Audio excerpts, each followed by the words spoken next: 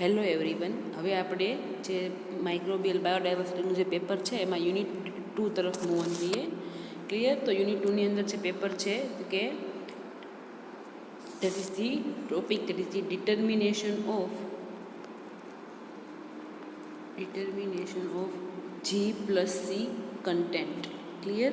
તો હવે આપણે પહેલાં જોયું કે બાયોડાયવર્સિટી કોને કહેવાય. હવે ધારો કે આપણને આપણી પાસે કોઈ પણ બે ઓર્ગેનિઝમ્સ છે, એનો જે જીનોમ છે ઓલમોસ્ટ સેમ છે, તમે બધું જોયું, પણ તમને આઈડિયા નથી આવતો કે ભાઈ આ બે જે સેલ્સ કે બે માઇક્રોબ્સના સ્પીસીસ જે સેલ્સ છે એ બંને એક જ સ્પીસીસને બિલોંગ કરે છે કે બંને અલગ અલગ બિલોંગ કરે છે.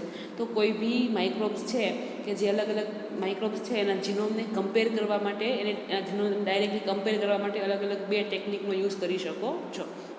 કે કોઈ પણ માઇક્રોબિયલના જીનોમને કમ્પેર કરવા માટે તમે ડાયરેક્ટલી કમ્પેર કરી શકો છો by the different two method. પહેલી છે determination of G plus C content અને નેક્સ્ટ છે ન્યુક્લિક એસિડ હાઇબ્રિડાઇઝેશન.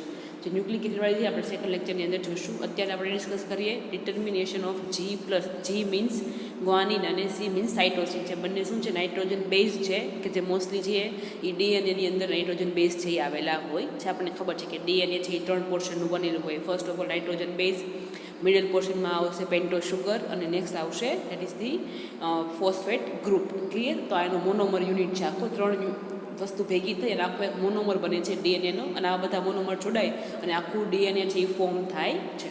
ક્લિયર? તો હવે આપણે ડીએનએની અંદર જે નાઇટ્રોજન બેઝ છે એમાંથી ગ્વાનિન અને સાઇટોસિન છે એનો કન્ટેન્ટ છે એ મેઝર કરી અને આપણે છે એ કોઈ બી બે જે માઇક્રોબ્સ છે એના જીનોમનો આઈડિયા છે એ કરી શકીએ છીએ કે ભાઈ જીનોમને અકોર્ડિંગ આપણે જોઈ શકીએ કે ભાઈ આ બે માઇક્રોબ્સ છે એ એક સ્પીસીસના છે કે અલગ અલગ સ્પીસીસના છે. ક્લિયર? તો આપણે જોઈએ ફર્સ્ટ ઓફ ઓલ તો કે આપણને ખબર છે કે ડીએનએ છે એને એના પહેલાં મેં વાત કરી કે કમ્પોનન્ટ છે 3. ફર્સ્ટ ઓફ ઓલ છે આ તો પેન્ટોઝ શુગર, નાઇટ્રોજન બેઝ અને આ છે phosphate group, PO4- group, 3- group. Clear?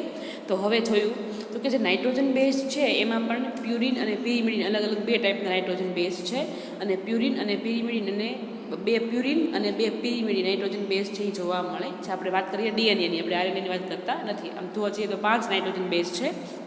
Uracil છે એ આરએનએમાં જોવા મળે છે, પણ ડીએનએની અંદર જોવા મળતા નથી. આપણે અત્યારે ફોકસ કરીએ છીએ ડીએનએ ઉપર, એટલે આપણે પ્યુરિન અને પિરિમિડિન બબ્બે નાઇટ્રોજન બેઝની વાત કરીશું. ક્લિયર?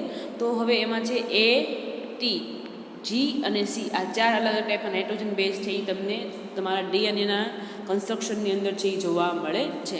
જેમાં એક નાઇટ્રોજન બેઝ છે એ નાઇટ્રોજન બેઝ છે એડેનાઇન, નાઇટ્રોજન ટી સાથે જોડાયેલ થાઇમિન સાથે ડબલ બોન્ડથી જોડાયેલો હોય છે. અને આ ડબલ બોન્ડ કયો બોન્ડ છે? તો કે હાઇડ્રોજન બોન્ડ હોય છે. ક્લિયર? લાઇકવાઇઝ G છે એ C સાથે જોડાયેલો હોય છે with help of triple hydrogen bond. Clear?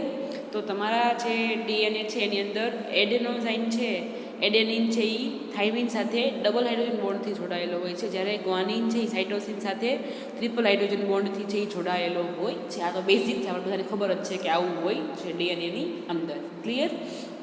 તો હવે ધારો કે આપણી પાસે અલગ અલગ બે સ્પીસીસના માઇક્રોબ્સ છે. Species number 1 that is the A અને B. હવે આપણને ખબર નથી કે ભાઈ આ બંને માઇક્રોબ્સ છે એ સેમ સ્પીસીસના છે કે અલગ અલગ છે. તો આપણે એ બંનેનો જીનોમ છે એને ડાયરેક્ટલી કમ્પેર કરી, એના જીનોમને કમ્પેર કરી અને આપણે આઈડિયા લગાવી શકીએ છીએ કે ભાઈ આ બંને માઇક્રોબ્સ છે એક જ સ્પીસીસને બિલોંગ કરે છે કે નહીં. હવે આપણે જોઈએ કઈ રીતે. ધારો કે આ સ્પીસીસ Aનું ડીએનએ છે અને આ સ્પીસીસ Bનું ડીએનએ છે. જો એક જ સ્પીસીસના ડીએનએ એક જ બંને છે એક જ જીનસના હશે તો બંનેનું ડીએનએ પણ ઓલમોસ્ટ સેમ હશે. ક્લિયર? અને જો અલગ અલગ જીનસના હશે, અલગ અલગ સ્પીસીસના હશે તો બંનેના જીનોમમાં પણ ખાસો એવો ડિફરન્સ છે એ જોવા મળે. આપણે ખબર જ છે કે સેલ્સની બધા જે ડિફરન્સ છે એના ડીએનએ ઉપર જ રહેલા હોય છે. ક્લિયર? તો હવે આપણે શું કરવાનું છે તો કે generally G plus C content measure કરશું તો આપણે શું કરશું? ડીએનએને હીટ ટ્રીટમેન્ટ આપશું. હવે G plus C કન્ટેન્ટ વધારે હશે, માઇક્રોબ્સ ઘણા સેલ્સ એવા હોય કે જેની અંદર G plus C એટલે કે જે G plus C બોન્ડિંગ છે એ વધારે પ્રમાણમાં આવેલું હોય, અને ઘણા સેલ્સની અંદર G plus C બોન્ડિંગ ઓછા પ્રમાણમાં આવેલું હોય છે. ક્લિયર? હવે G plus C છે તો એની અંદર 3 હાઇડ્રોજન બોન્ડ હશે. તો જે માઇક્રોબ્સના સેલ્સ છે કે જેની અંદર G plus C કન્ટેન્ટ વધારે પ્રમાણમાં આવેલું હશે, તમારે એવા સેલ્સના ડીએનએ છે એને બ્રેક કરવા માટે વધારે ટેમ્પરેચરની જરૂર પડશે, કેમ કે એની અંદર 3 હાઇડ્રોજન બોન્ડ છે અને ટ્રિપલ બોન્ડને બ્રેક કરવા માટે વધારે પ્રમાણમાં એનર્જી અથવા ટેમ્પરેચરની જરૂર પડે.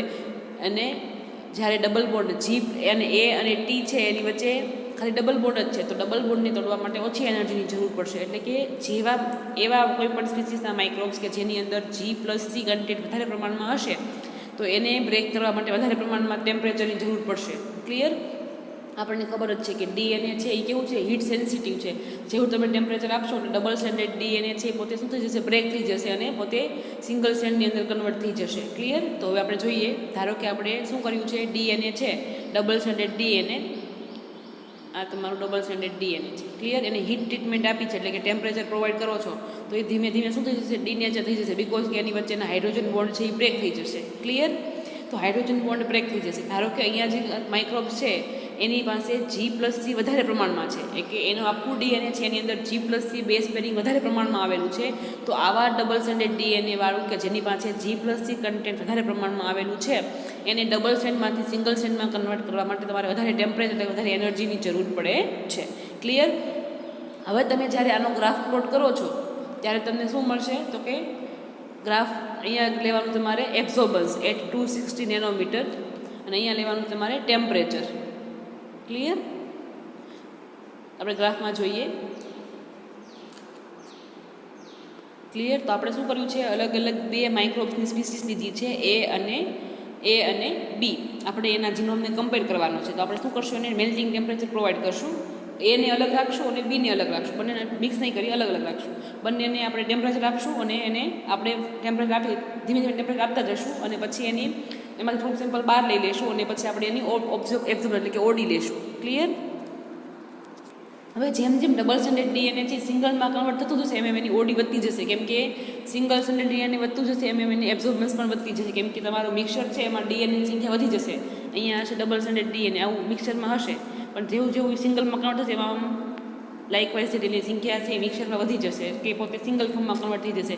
એટલે જેવું સિંગલ ફોર્મમાં કન્વર્ટ થશે એ પોતે વધારે પ્રમાણમાં લાઇટ છે એ એબ્ઝોર્બ કરી લેશે, એટલે લાઇટને પાસ આઉટ થવા દેશે નહીં, એટલે કે એબ્ઝોર્બન્સ પણ ધીમે ધીમે વધતી જશે. ક્લિયર? તો જેમ જેમ પોતે સિંગલમાં કન્વર્ટ થશે એમ એમ એની એબ્ઝોર્બન્સ પણ વધતી જશે. તો જેવું તમે એની એબ્ઝોર્બન્સ લેતા જશો, આફ્ટર સમ ટાઈમ ઇન્ટરવલ તમારું સેમ્પલ છે એને ટ્રીટમેન્ટ આપવાની છે અને પછી અમુક 10-10 મિનિટના ઇન્ટરવલે કે 20-20 મિનિટના ઇન્ટરવલે તમારું સેમ્પલ લઈ અને પછી એની ઓડી એટલે કે એબ્ઝોર્બન્સ છે એ લેવાની છે.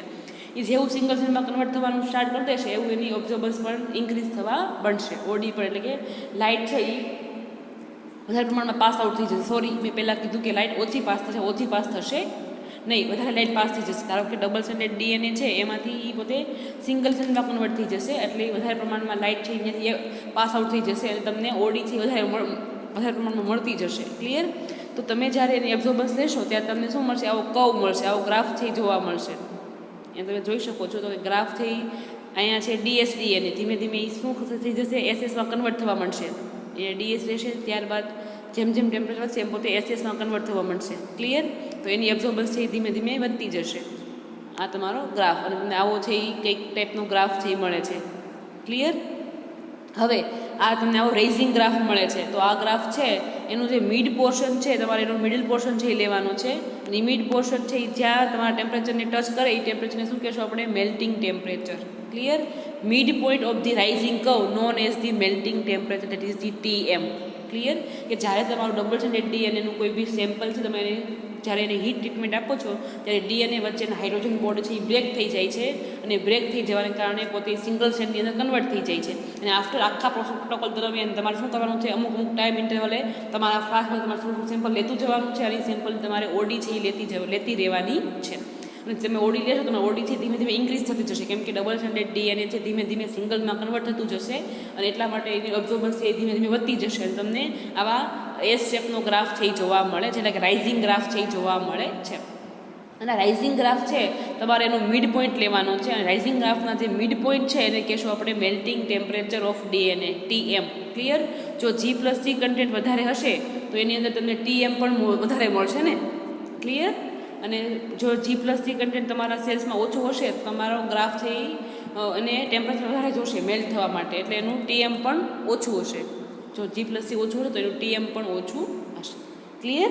તો આ વાત થઈ ગઈ આપણે G+C. એટલે તમે કોઈ બી તમારો જે કોઈ પણ અલગ અલગ બે સેલ્સ છે તમે એનું G+C કન્ટેન્ટ પછી ધારો કે તમારું જે ધારો કે આ કલ્ચર A વાળી વાઇલ છે, અને અહીંયા બાજુમાં જોઈ લઈએ, ધારો કે આ કલ્ચર આપણું A બેક્ટેરિયલ સ્પીસીસ એ અને બેક્ટેરિયલ સ્પીસીસ બી, આ એનો ગ્રાફ છે અને આ છે બીજાનો ગ્રાફ. ક્લિયર? અને આનું TM આવ્યું, ધારો કે તમારું આવ્યું છે ધારો કે 80 ડિગ્રી સેલ્સિયસ અને આનું આવ્યું છે 70 ડિગ્રી સેલ્સિયસ.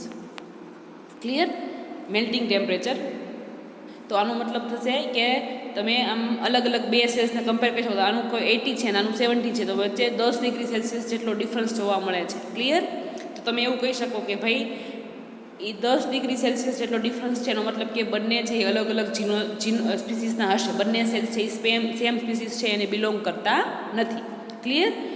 જો માઇક્રોબ્સના સેલ્સની વચ્ચે 70% જેટલો સિમિલારિટી હોય તો બંને છે એ એક સ્પીસીસના હોય, અને એની વચ્ચે ડિફરન્સ એટલે કે 5% જેટલો ડિફરન્સ હોય તો એ બંને છે અલગ અલગ સ્પીસીસના હોઈ શકે છે. એટલે કે એની વચ્ચે 70% જેટલો સિમિલારિટી અને 5% જેટલો ડિફરન્સ હોય તો બંને સેલ્સ છે એક સ્પીસીસને બિલોંગ કરે છે એવું કહેવામાં આવે છે. પણ એ ડિફરન્સ કેટલો છે? 10 ડિગ્રી સેલ્સિયસ.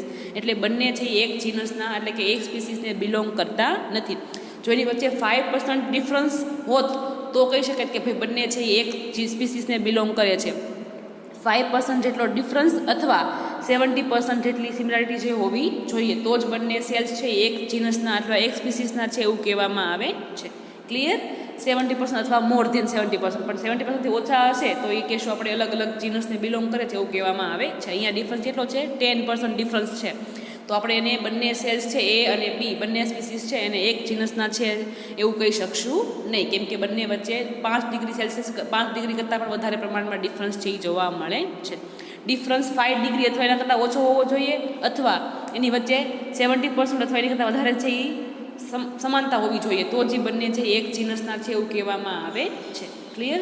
તો આમ તમે કોઈ બી બે અલગ અલગ જીનસના સેલ્સ છે સ્પીસીસના સેલ્સ છે એનું G+C કન્ટેન્ટ મેઝર કરી અને બંને એક જ સ્પીસીસને બિલોંગ કરે છે કે નહીં એવું તમે મેન્શન કરી શકો છો, અથવા એવું પ્રિડિક્ટ કરી શકો છો બાય ધી G+C કન્ટેન્ટ ને તમે ડિટરમાઇન કરી અને આવું તમે છે એ નોટિસ કરી શકો છો.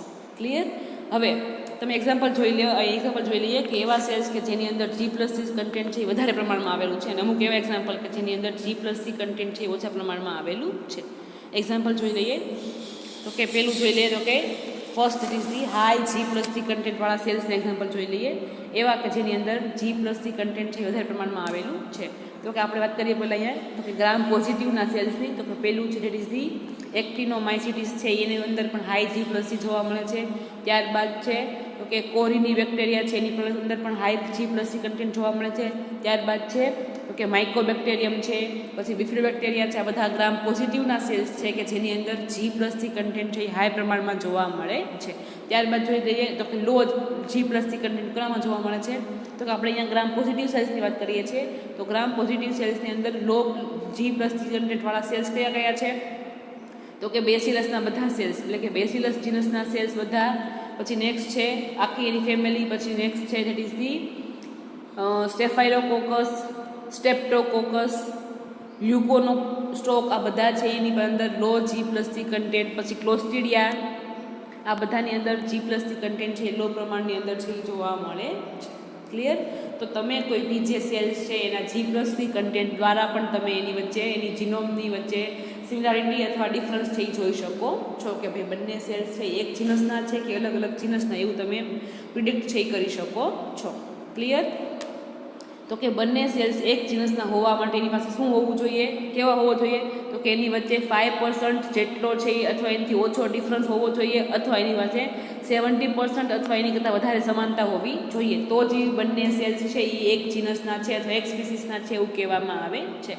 5% કરતાં વધારે ડિફરન્સ હોય એનો મતલબ કે બંને છે એ એક જીનસના નથી, અને 70% કરતાં ઓછા સમાનતા હોય એનો મતલબ કે એ બંને પણ એક જીનસના નથી.